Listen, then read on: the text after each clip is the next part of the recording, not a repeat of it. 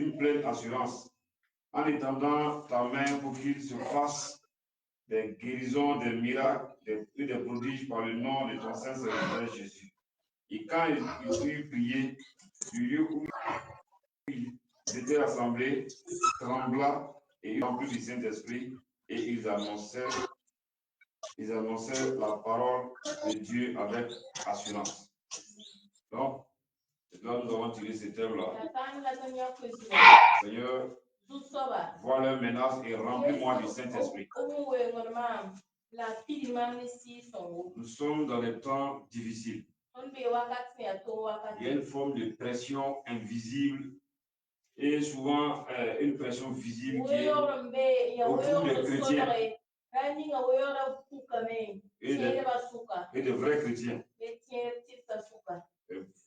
Chrétiens, les faux chrétiens, ou les chrétiens charnels, ils peuvent ne pas ressentir cette pression. Mais ceux qui sont vraiment chrétiens, qui veulent servir Dieu, ils sentent autour d'eux une pression, une oppression. Et souvent, ça se manifeste spirituellement et physiquement. Et souvent, ça se manifeste spirituellement simplement. Mais dans tous les cas, il y a une menace qui plane sur les vrais chrétiens, les vrais serviteurs de Dieu. Et le passage qu'on vient de lire là, c'était les disciples, les apôtres, les disciples du Seigneur. Au moment où on a tué Jésus, et puis on a commencé la persécution de l'Église. Et on arrêtait les uns et les autres. On mettait les uns en prison, les autres on les frappait. Et on cherchait à arrêter les chrétiens. Leur vie était en danger. Donc ils ont commencé à avoir peur. Et c'est pourquoi ils vont faire cette prière. Donc pour toi et moi, cette prière-là est le remède face à la pression, à l'oppression autour de toi. Tu veux servir Dieu de tout ton cœur, de tout ton âme, de toute ta force, mais tu sens une pression spirituelle, tu sens une pression dans la famille, dans le quartier où tu es, dans le lieu où tu veux évangéliser. Il y a des menaces, il y a des paroles. Et souvent, ces menaces sont mises à exécution. Aujourd'hui, il y a plusieurs pays où les chrétiens sont persécutés et réellement persécutés. Nous pensons à eux également aujourd'hui dans le cadre de notre prière. Et tu dois comprendre que la menace est réelle. Et l'ampleur de la menace là dépend de où tu te trouves. Aujourd'hui, par la grâce de Dieu, en Afrique, de façon générale, il y a encore la possibilité d'annoncer Jésus librement. Même si par endroit, il y a des pressions, il y a des menaces. Mais il y a certains pays, notamment les pays arabes et les pays asiatiques, où les chrétiens ne peuvent même pas prononcer le nom de Jésus publiquement. Ils ne peuvent pas tenir la Bible publiquement pour prier, ils se cachent. Et quand malgré tout, tu te caches, on t'attrape, on te tue, il n'y a pas autre chose. Certaines situations, je mets en prison, ou c'est la mort qui t'arrive.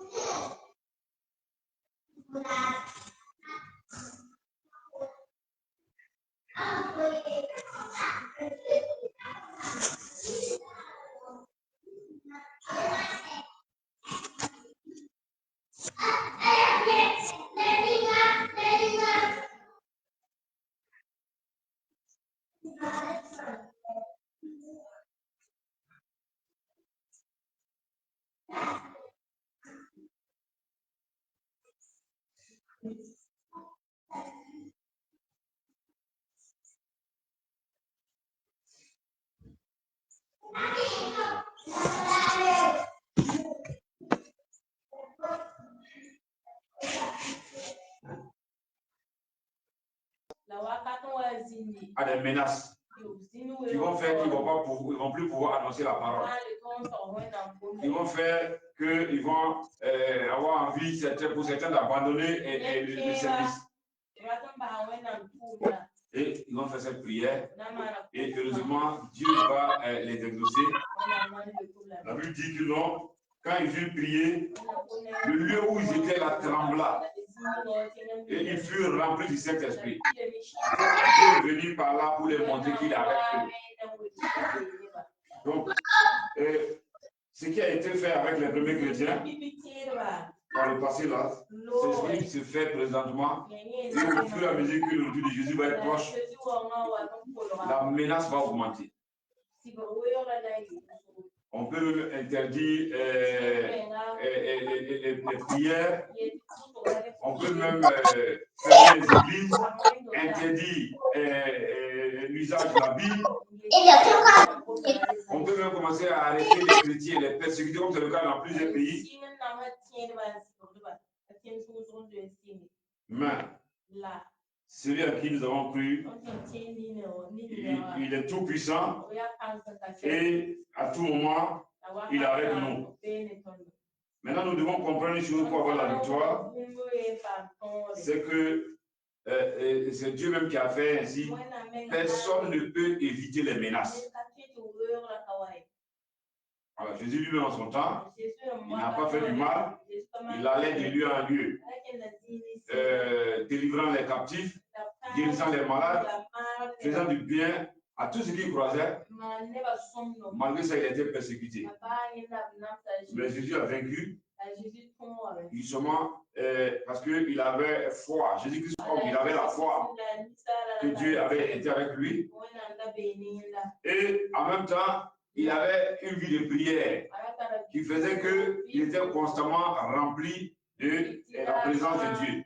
Il se levait très tôt chaque matin pour prier avant d'aller annoncer la parole. Donc, c'est ce que toi et moi nous devons faire.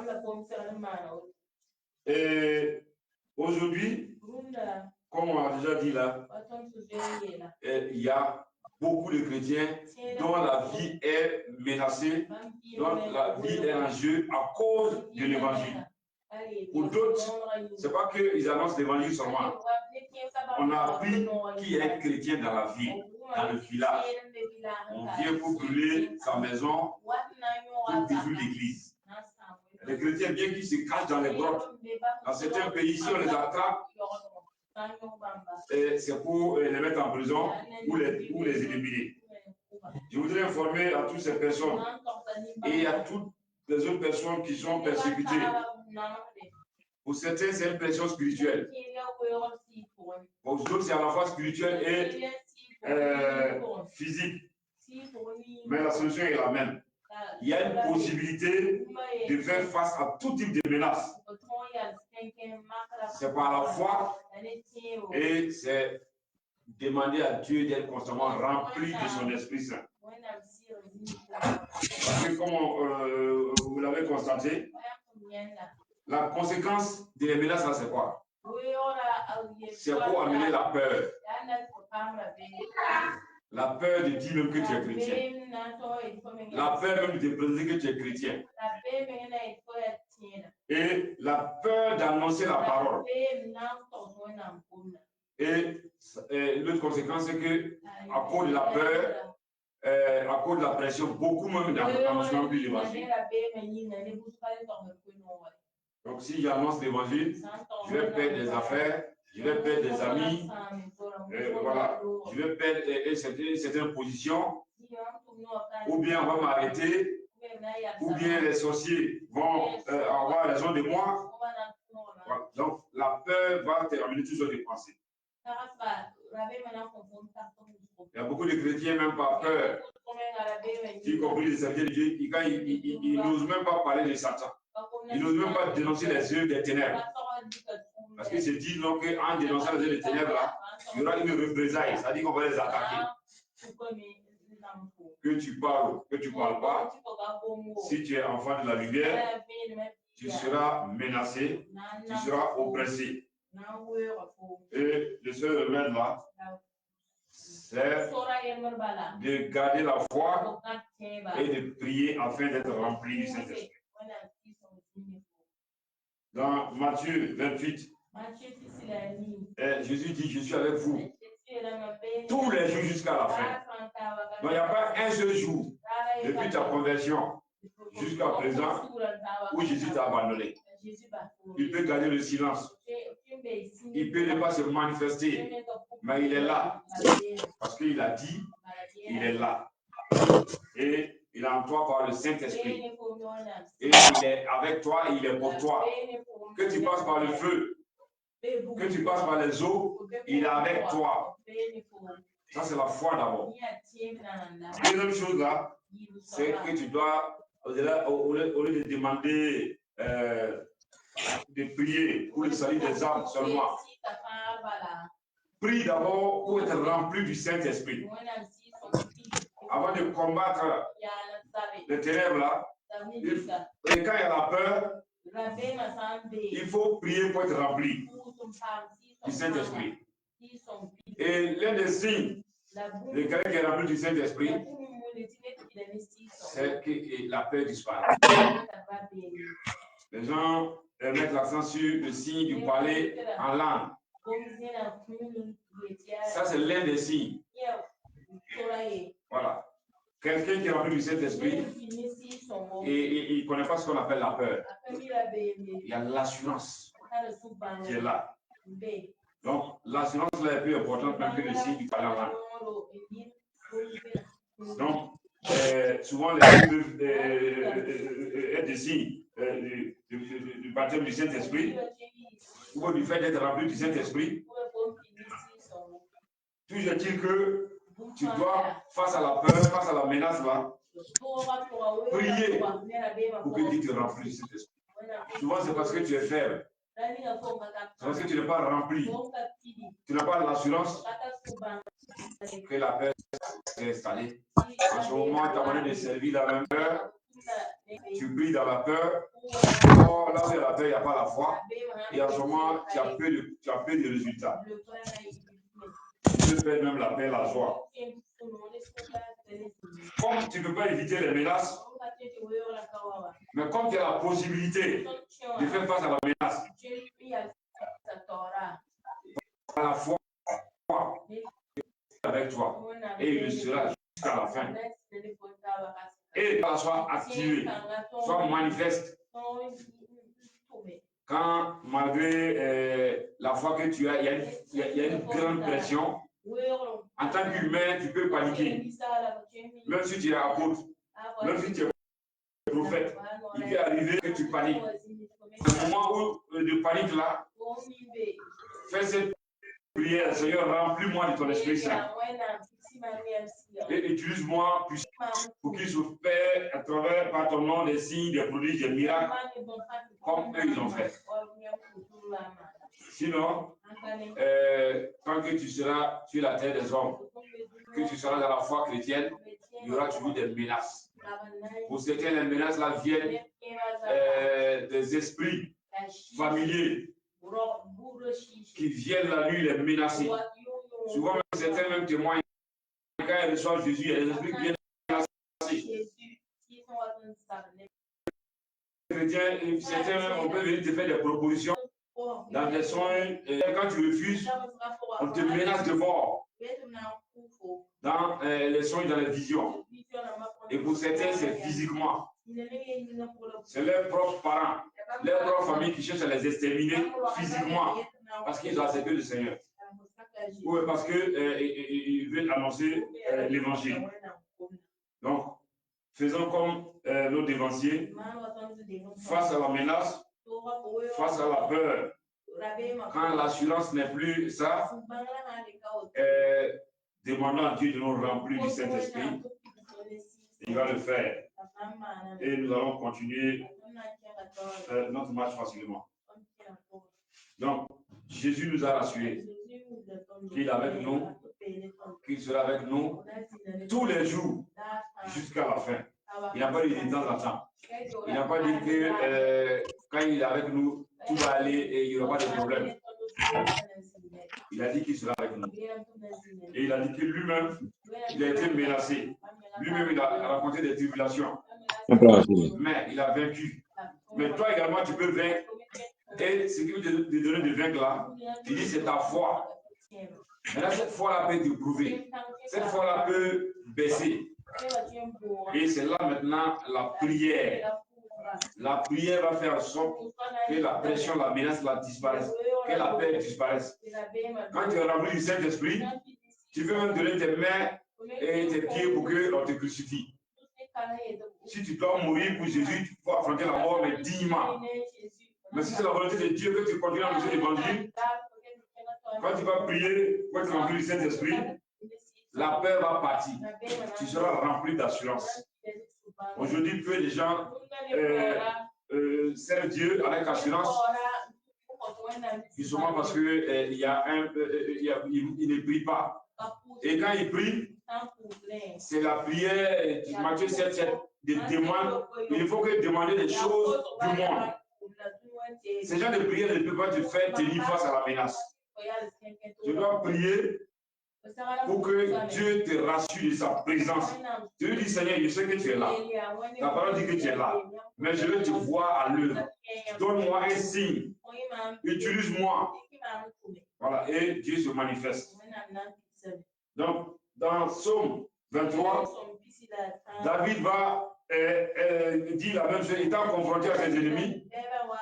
Il dit non, que le Seigneur oint d'huile ma tête. Il laisse pas mes adversaires et une table. Et une d'huile ma tête et l'onction déborde.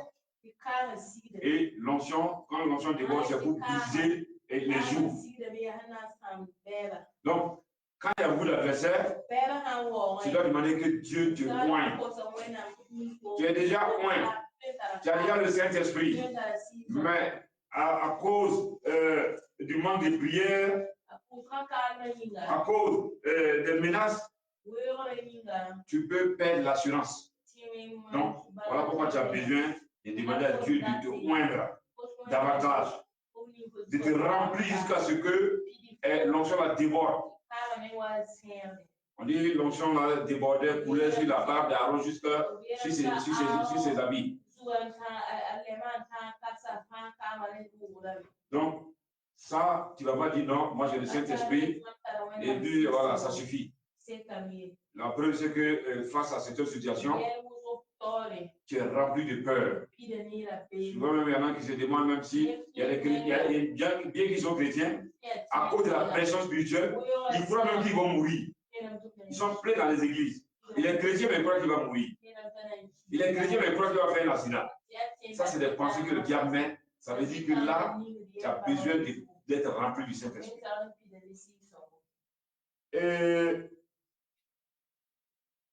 Les premiers disciples ont été confrontés aux menaces. Mais je dois t'annoncer, je ne sais pas si c'est une bonne nouvelle ou une mauvaise nouvelle. Les chrétiens de la dernière génération, de notre génération, qui est la génération de la fin, qui va voir le retour de Jésus là, ils vont vivre des moments plus difficiles. Et pour pouvoir traverser ces moments-là, c'est comme je dis, la foi que Dieu est avec toi, même sur le poteau, même face au tombeau, face à la mort, il est avec toi et tu dois prier constamment pour être rempli du Saint-Esprit. Donc, aujourd'hui, nous pensons particulièrement à ceux dont la vie est menacée à cause de l'Évangile. Les chrétiens qui sont dans les pays asiatiques, voilà, Japon, Chine, Corée, Thaïlande, et ainsi de suite, les chrétiens sont persécutés. Au Nigeria, même en Afrique ici, les chrétiens sont persécutés. Ça veut dire qu'on tue les chrétiens. Ce n'est pas mourir qui est un problème. C'est mourir sans la foi ou mourir ayant abandonné la foi. Dans les pays, beaucoup de pays arabes, les chrétiens sont persécutés. Ils sont venus se cacher. Et quand ils sont attrapés, ils sont mis en prison ou bien ils sont tués. En Algérie, vous avez suivi, on a fermé toutes les églises. Parce qu'on a remarqué que presque beaucoup de musulmans se convertissaient. Donc, ce soir, nous allons prier en passant à ces personnes-là. Mais chacun va prier pour lui-même. Puisqu'il y a une pression, une oppression devant chacun, sur chacun. Seulement, il n'y a pas la même chose. Toi, tu as la chance de pouvoir aller et venir. Tu as la chance de pouvoir méditer la parole, entendre les enseignements. Et donc, tu peux penser à ceux qui sont dans les pays où il y a la persécution et prier pour eux. Donc, ce qui est sûr, tu es plus que vainqueur par celui qui t'a sauvé, par celui qui t'a aimé, et Jésus-Christ nous arrête. Maintenant, tu dois être fort. Et David est un exemple. On a parlé du psaume 23. Dans plusieurs autres psaumes, David dit que 1000 tombent à ma droite, 10 000 à ma gauche, je ne serai pas atteint. Ce n'est pas quelqu'un qui dit, hein. Ce n'est pas un prophète qui l'a dit. C'est nous, on veut qu'un prophète vienne nous dire que face à cette menace-là, face à ce combat-là, il n'y aura rien, il n'y aura rien. Mais David lui-même, il dit, il y a des combats. Je suis environné d'une troupe de scélérats qui avait dans ma vie. Mais je suis plus que vainqueur. Même si 1000 tombent à ma droite et 10 000 à ma gauche, je ne serai pas atteint. Je ne serai pas atteint. Et David, comme vous le savez, comme Jésus-Christ, il priait constamment. Tous ceux qui sont chrétiens qui ne prient pas, c'est-à-dire que soit tu es dans un sommet, soit tu es mort. Un chrétien qui veut faire toute une semaine sans prier, ou bien qui ne prie que pour les choses de ce monde, tu ne peux pas faire face à la menace. Si l'ampleur des menaces là augmente, tu vas abandonner la foi. Il y a des gens sans être prophètes, quand tu les regardes, tu peux savoir qu'eux ne vont pas terminer dans la foi. Ils vont abandonner la foi. Si quand les menaces là même ne sont pas d'une certaine ampleur, tu as arrêté la prière, tu as arrêté de jeûner, tu as arrêté la méditation de la parole. Quand il y aura une grande menace, tu vas faire comment? Quand il y aura la guerre dans ton pays, quand il y aura des attaques partout, quand on va même interdire d'aller à des lieux de culte, qu'est-ce que tu vas faire? Ce qui fait ça, c'est que la peur s'est installée, l'incrédulité s'est installée, et le remède là, tu dois encore aller devant le Seigneur, le chercher comme si tu ne l'avais pas, afin qu'il te remplisse à nouveau du Saint-Esprit. Quand tu es rempli du Saint-Esprit, tu ne connais pas la peur. Et l'exemple qu'on peut donner, quand quelqu'un est rempli de l'alcool, ou est rempli de la drogue, il n'a pas peur. Tu peux être armé avec toutes les armes que tu veux, il s'en fiche de toi. Peu importe que tu sois présent au roi, quand quelqu'un est sous ou est drogué, il peut te faire face, il peut te dire tout ce qu'il veut. Voilà pourquoi la Bible dit, quand on est chrétien, on ne doit plus prendre ni l'alcool, ni la drogue, mais on doit être enivré du Saint-Esprit. Donc, si un soulard qui n'a pas le Saint-Esprit, et il n'a plus peur du danger, ni de la mort, ni des ennemis, ni des armes, mais à plus forte raison, quelqu'un qui est rempli du Saint-Esprit. Mais le même soulard, quand il n'y a plus, il n'est plus sous, quand il n'y a plus l'effet de la boisson ou de la drogue, le même là, quand on lui dit que c'est lui qui a parlé comme ça hier, il est étonné. Donc, si tu as peur, c'est que justement, tu as besoin de prier afin d'être rempli du Saint-Esprit. La peur a été un signal de foi baissé et que tu as besoin de prier pour être rempli du Saint-Esprit. Donc, de temps en temps, en tant que chrétien, tu dois faire cette prière. Sinon, tous les jours, tu pries pour que le Seigneur te remplisse. Mais il y a des moments où il faut le chercher dans des jeûnes, des prières, comme si tu ne le connaissais pas. Comme si tu n'avais même pas encore eu le Saint-Esprit.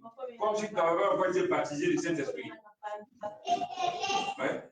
Ceux qui arrivent à avoir la victoire, ils vivent dans ces choses. Maintenant, toi, tu as assis, tu as tant compris pour toi. Il y a des gens, chaque année, ils vont faire au moins un jeûne de 40 jours. Et puis maintenant, on n'en parle pas des autres choses. Toi, depuis que tu es chrétien jusqu'à ce jour, le nombre des heures de prière, là, ça ne vaut pas un mois, ou bien le nombre de temps de jeûne de prière réunis, ça ne vaut pas 30 jours. Bon, tu vas avoir l'assurance. Oui. Donc, si tu veux faire face aux menaces, si tu veux garder l'assurance face aux menaces, prie afin que tu sois rempli du Saint-Esprit. Et nous invitons les chrétiens qui sont dans des endroits où ils sont encore libres de penser à tous ceux qui sont dans des pays où il y a la persécution, de prier afin que la prière les soutienne. Donc, c'est la grâce que tu as là. Beaucoup de chrétiens ne l'ont pas. Tu te lèves, tu pars à ton travail, tu pars à l'église, tu peux regarder, consulter Internet comme tu veux. Il y a des pays, à cause de leur foi, certains gagnent de travail, ils sont obligés de se cacher, de mendier pour manger. Voilà. Nous les encourageons, nous les demandons de persévérer et nous les demandons également eux-mêmes de prier là où ils sont là. Parce que solution, ils doivent prier pour être remplis du Saint-Esprit. Et la peur va partir et ils vont continuer à marcher. Nous également, nous allons prier. Et pour nous-mêmes, et nous allons prier pour ces chrétiens-là. Donc, comme je dis en Afrique, c'est comme le terrorisme. Quand le terrorisme avait commencé, on pensait que c'était seulement une histoire d'Europe. Ça a commencé dans un pays africain. Aujourd'hui, beaucoup de pays africains sont concernés par le terrorisme. On dit qu'il y a la persécution au Nigeria. Toi, tu peux marcher, aller au travail, à vivre ta vie, surtout à te plaindre pour rien. Et les gens qu'on tue, ça va évangéliser, on les lapide et puis ils meurent et puis ils sont là. Il n'a pas acheté quelqu'un, il allait évangéliser, on l'a lapidé et puis il est mort. Il y en a qu'on attrape, on met en prison. Il y en a qu'on égorge parce qu'ils refusent de venir les foi. Donc, tu dois prier pour toi-même, pour que toi-même tu aies l'assurance de faire face à tout type de menaces. Mais si tu es vraiment chrétien, on dit prier les uns pour les autres. Tu dois prier également pour ceux qui sont dans ces pays. Le Soudan, le Nigeria, il y a beaucoup de pays, même le Tchad. Aussi, la foi chrétienne est difficile. Dans les pays maghrébins, vous savez que c'est encore plus difficile, c'est-à-dire Algérie, Maroc, Tunisie et de façon générale dans les pays arabes et les pays asiatiques là. Et les chrétiens sont persécutés. En Europe, ça va encore. Là-bas, la pression est spirituelle. Parce que là-bas, c'est comme si c'est là-bas même Sodome et Gomorrhe. Comme il dit, la pression la plus forte. C'est-à-dire, si tu es dans un endroit où il y a le péché à l'extrême, il y a une pression qui ne dit pas son nom. C'est-à-dire, on ne te persécute pas, on ne te menace pas de mort, mais tu es menacé de mort. Parce que le péché là t'agresse. Et le péché là peut